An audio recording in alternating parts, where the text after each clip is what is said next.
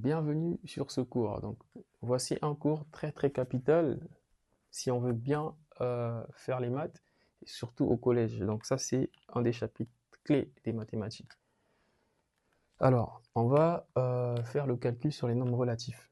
Donc, c'est quoi un nombre relatif? Un nombre relatif, comme son nom l'indique, c'est un nombre qui varie en fonction de son signe. Donc, il peut être positif, négatif. En gros, c'est un nombre qui est soit positif, soit négatif.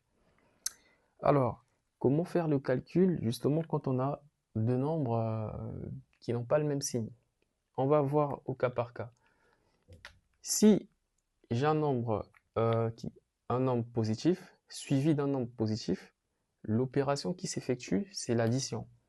Donc, en gros, ici, c'est une addition. Exemple.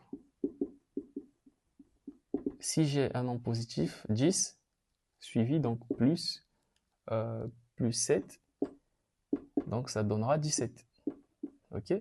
Il faut savoir que quand un nombre n'est pas accompagné d'un signe, il est par défaut positif. Ok? Donc ça, ce nombre, c'est un nombre qui est positif. Même quand il n'a pas le signe devant, il est positif.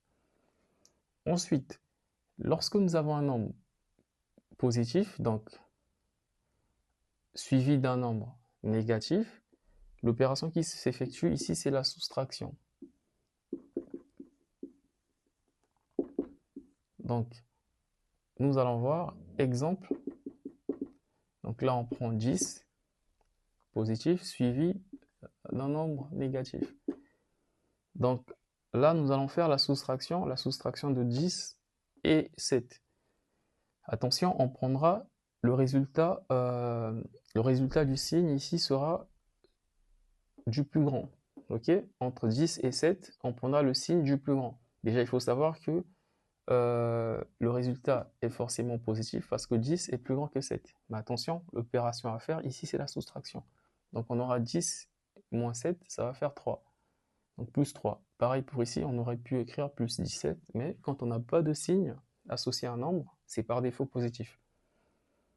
Donc ici, quand on a un nombre négatif suivi d'un nombre positif, pareil, c'est la soustraction.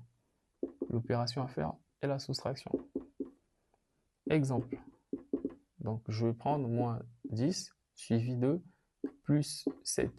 Vous voyez, là c'est un peu la même chose, mais c'est différent.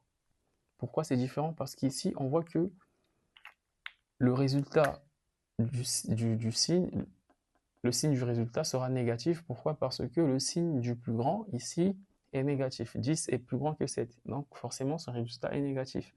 Mais avant, on fera la soustraction des deux nombres. Donc, 10 et 7, on fera, donc ça fait 3. Et donc, au final, on aura moins 3. Ensuite, là, nous avons moins suivi de moins. Donc, l'opération à faire, c'est une addition. Alors là, c'est particulier. C'est une addition, mais qui aura un résultat négatif. Exemple. Donc si j'ai moins 10, moins 7, vous voyez que le résultat final, ça va être une addition. Donc 17, mais attention, on conservera leur signe.